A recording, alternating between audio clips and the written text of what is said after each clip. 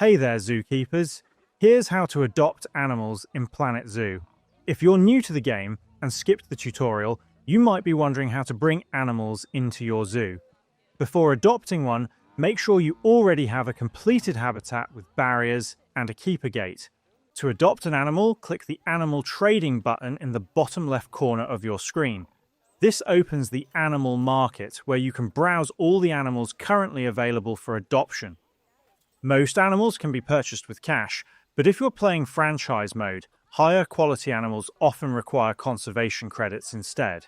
Once you've found the animal you want, it's usually a good idea to check its traits before adopting it. When you're ready, click Adopt on the right side of the window. The animal will then be delivered to your zoo's trade center.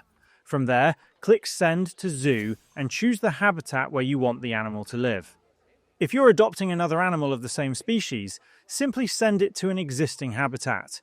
If it's a completely new species, you'll need to prepare or modify a habitat to meet its welfare requirements before introducing it. And that's all of it. If this video helped, please leave a like or comment and subscribe to the channel for more straightforward guides. Thanks for stopping by, and see you in the next side quest.